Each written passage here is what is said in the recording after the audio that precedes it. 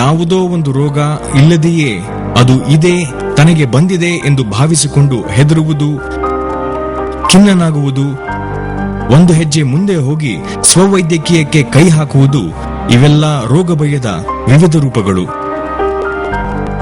ವಿಪರ್ಯಾಸವೆಂದರೆ ಈ ಸಮಸ್ಯೆ ತಿಳುವಳಿಕೆ ಇಲ್ಲದವರಿಗಿಂತಲೂ ಹೆಚ್ಚು ಹೆಚ್ಚು ಓದಿಕೊಂಡವರಲ್ಲೇ ಹೆಚ್ಚಾಗುತ್ತಿದೆ ಎನ್ನುವುದು ಆತಂಕದ ಸಂಗತಿ. ವಿವಿಧ ರೋಗಗಳ ಬಗ್ಗೆ ತುಂಬಾ ವಿಸ್ತಾರವಾಗಿ ಓದಿಕೊಂಡವರಲ್ಲೂ ಆ ತಿಳುವಳಿಕೆಯ ಬಲದಿಂದಲೇ ರೋಗ ಭಯ ಕಾಡುವುದುಂಟು. ಒಂದು ಚಿಕ್ಕ ಅಲರ್ಜಿಯಾಗಿ ಸಣ್ಣದೊಂದು ಹುಣ್ಣೆದ್ದರೂ ಇವರು ಇದು ಸ್ಕಿನ್ ಕ್ಯಾನ್ಸರ್ ಇರಬಹುದೇ ಎಂಬಲ್ಲಿಯವರೆಗೆ ಯೋಚಿಸುತ್ತಾರೆ. ರೋಗ ಭಯದಿಂದ ನರಳುವವರು ತಮ್ಮ ದೇಹದಲ್ಲಿ ಕಂಡುಬಂದ ಸಣ್ಣ ಪುಟ್ಟ ತೊಂದರೆಗಳನ್ನು ಕೂಡ ಬಹಳ ಸೂಕ್ಷ್ಮವಾಗಿ ಗಮನಿಸುತ್ತಾರೆ. ಅಂತಹ ತೊಂದರೆಗಳಿಗೆ ಏನು ಕಾರಣವಿದ್ದೀತು ಎಂದು ತೀವ್ರವಾಗಿ ಯೋಚಿಸುತ್ತಾರೆ. ಅದರ ಬಗ್ಗೆ ಸಾಧ್ಯವಿರುವ ಎಲ್ಲಾ ಮೂಲೆಗಳಿಂದ ವಿಷಯ ಸಂಗ್ರಹಿಸುತ್ತಾರೆ. ವಿಷಯ ಸಂಗ್ರಹಣೆ ಜಾಸ್ತಿಯಾಗುತ್ತಾ ಹೋದಂತೆ ಅವರ ಭಯವೂ ಹೆಚ್ಚಾಗುತ್ತಾ ಹೋಗುತ್ತದೆ. ಯಾವುದೋ ಒಂದು ರೋಗ ತಮಗಿದೆ ಎಂದು ಭಾವಿಸಿಕೊಂಡು ಆ ರೋಗದ ಲಕ್ಷಣಗಳೆಲ್ಲ ತನ್ನ ಮೈಯಲ್ಲೂ ಕಾಣಿಸಿಕೊಳ್ಳುತ್ತಿವೆ ಎಂದು ಸ್ವಯಂ ಆರೋಪಿಸಿಕೊಂಡು ಅವರು ನರಳತೊಡಗುತ್ತಾರೆ. ಅಷ್ಟೇ ಅಲ್ಲ, ತಪಾಸಣೆಗೆ ವೈದ್ಯರ ಬಳಿ ಹೋಗದೆ ಸ್ವವೈದ್ಯಕೀಯಕ್ಕೆ ಕೈ ಹಾಕುತ್ತಾರೆ, ಇಲ್ಲವೇ ಇತರ ಗಂಡಾಂತರಕಾರಿ ಕ್ರಮಗಳನ್ನು ತೆಗೆದುಕೊಳ್ಳುತ್ತಾರೆ. ಇನ್ನೊಂದು ವರ್ಗದ ಜನರುಂಟು. ಅವರು ಕೊಟ್ಟ ಕೊನೆಗೆ ತಮ್ಮ ರೋಗ ಭಯವನ್ನು ಪರೀಕ್ಷಿಸಿಕೊಳ್ಳಲು ವೈದ್ಯರ ಬಳಿಗೇನೋ ಹೋಗುತ್ತಾರೆ. ಆದರೆ ವೈದ್ಯರು ಅಂಥದ್ದೇನೂ ಆಗಿಲ್ಲ, ಆರೋಗ್ಯವಾಗಿದ್ದೀರಿ ಎಂದು ಹೇಳಿದರೆ ಒಪ್ಪಲು ತಯಾರಿರುವುದಿಲ್ಲ. ತಾವು ನಂಬಿದ್ದೇ ಸರಿ, ತಮಗೆ ರೋಗ ಖಂಡಿತವಾಗಿಯೂ ಇದೆ ಎಂಬ ಮೊಂಡುವಾದ ಹೂಡುತ್ತಾರೆ. ಇಂತಹವರ ಅಭಿಪ್ರಾಯವನ್ನು ಬದಲಾಯಿಸುವುದು ಕಷ್ಟವಾದರೂ ಅಸಾಧ್ಯವೇನಲ್ಲ. ಆದರೆ ವೈದ್ಯರು ಸ್ವಲ್ಪ ಹೆಣಗಬೇಕಾಗುತ್ತದೆ ಅಷ್ಟೇ. ಕೆಲವರು ಕೇವಲ ರೋಗ ಭಯದಿಂದ ನರಳುತ್ತಿರುತ್ತಾರೆ. ತಮಗೆ ಬಂದಿದೆ ಎಂದು ತಾವು ಊಹಿಸುವ ರೋಗದ ಬಗ್ಗೆ ಹೆಚ್ಚು ಓದಿಕೊಂಡಿರುವುದೂ ಇಲ್ಲ. ವೈದ್ಯರ ಬಳಿ ಹೋಗಿ ತಪಾಸಣೆ ಮಾಡಿಸಿಕೊಂಡು ತಮ್ಮ ಸಂಶಯ ನಿವಾರಿಸಿಕೊಳ್ಳುವುದೂ ಇಲ್ಲ. ರೋಗ ಭಯದಿಂದ ನರಳುವವರ ಗುಂಪಿನಲ್ಲಿ ಇಂತಹವರ ಸಂಖ್ಯೆಯೇ ಹೆಚ್ಚು.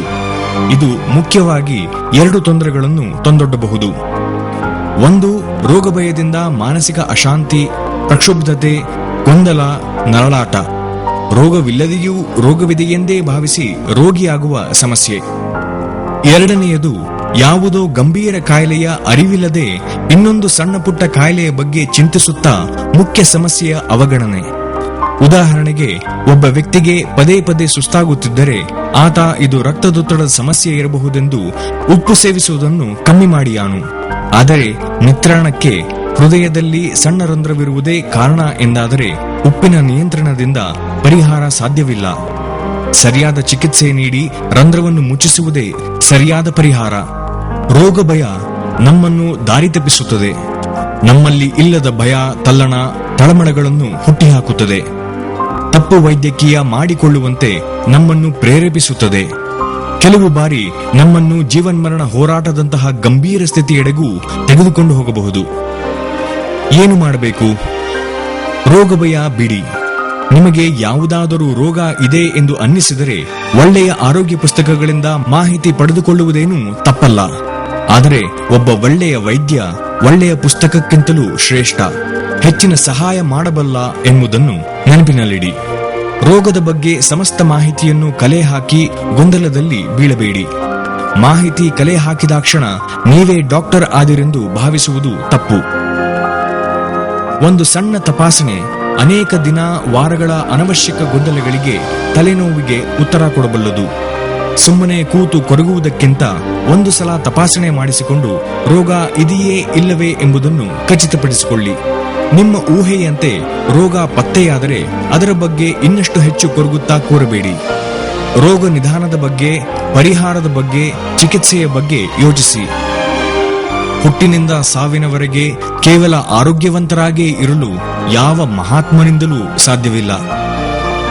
ಏನು ಮಾಡಬಾರದು? ಖಿನ್ನರಾಗಬೇಡಿ. ರೋಗವಿಲ್ಲದೆಯೇ ಇದೆ ಎಂದು ಭಾವಿಸಿ ದುಃಖಿಸುವುದು ರೋಗಗಳನ್ನು ಆಹ್ವಾನಿಸಿಕೊಂಡಂತೆ. ಸ್ವವೈದ್ಯಕೀಯ ಅಪಾಯಕಾರಿ. ಸುಮ್ಮನೆ ವಿಷಯ ಸಂಗ್ರಹಿಸಿ ನೀವೇ ಒಂದು ತೀರ್ಮಾನಕ್ಕೆ ಬರಬೇಡಿ. ನಿಮ್ಮ ರೋಗದ ಬಗ್ಗೆ, ಅದರ ವಿರುದ್ಧ ಕಾರ್ಯಾಚರಿಸುವ ಕೆಲಸದ ಬಗ್ಗೆ ವೈದ್ಯರು ತೀರ್ಮಾನ ಕೈಗೊಳ್ಳಲು ಬಿಡಿ. ನಿಮ್ಮ ಮನಸ್ಸಿನಲ್ಲಿದ್ದುದನ್ನು ವೈದ್ಯರು ನಿರಾಕರಿಸಿದರೆಂಬ ಕಾರಣಕ್ಕೆ ಪದೇ ಪದೇ ವೈದ್ಯರನ್ನು ಬದಲಾಯಿಸುತ್ತಾ ಹೋಗಬೇಡಿ. ವೈದ್ಯರಲ್ಲಿ, ವೈದ್ಯಕೀಯದಲ್ಲಿ ನಂಬಿಕೆ ಇಡಿ. ವೈದ್ಯರ ಬಳಿ ಮುಚ್ಚುಮರೆ ಮಾಡಬೇಡಿ. ಯಾವುದೇ ಸಂಗತಿಯನ್ನು ಗುಟ್ಟಾಗಿಡಬೇಡಿ. ವೈದ್ಯರೆದುರು ಮಾನ ಹೋಗುತ್ತದೆಂಬ ಕಾರಣಕ್ಕೆ ನೈಜ ಸಂಗತಿಗಳನ್ನು ರಹಸ್ಯವಾಗಿಡುವುದು ಮುಂದೆ ತೊಂದರೆಗಳಿಗೆ ಆಮಂತ್ರಣ ನೀಡಿದಂತೆ ಆಗುತ್ತದೆ. ಮನೆಯವರಲ್ಲೂ ಆರೋಗ್ಯಕ್ಕೆ ಸಂಬಂಧಪಟ್ಟ ಸಂಗತಿಗಳ ಬಗ್ಗೆ ಮಾತಾಡಲು ಸಂಕೋಚ ಮಾಡಿಕೊಳ್ಳಬೇಡಿ. ಮುಕ್ತ ಮನಸ್ಸಿನಿಂದ ಚರ್ಚಿಸಿ. ರೋಗ ಭಯದಿಂದ ಒಬ್ಬರೇ ಕೊರಗುತ್ತಾ ಹತಾಶರಾಗಿ ಕೂರಬೇಡಿ. ಮನೆಯವರಿಂದ ಎಂದೂ ಒಳ್ಳೆಯ ಮಾರ್ಗದರ್ಶನ ಲಭಿಸುತ್ತದೆಂದು ಭರವಸೆ ಇಡಿ. ಆರೋಗ್ಯದ ಬಗ್ಗೆ, ರೋಗಗಳ ಬಗ್ಗೆ ವಿಸ್ತೃತವಾಗಿ, ವಿವರವಾಗಿ, ಆಳವಾಗಿ ತಿಳಿದುಕೊಂಡಿರುವುದು ಎಂದಿಗೂ ಒಳ್ಳೆಯದು.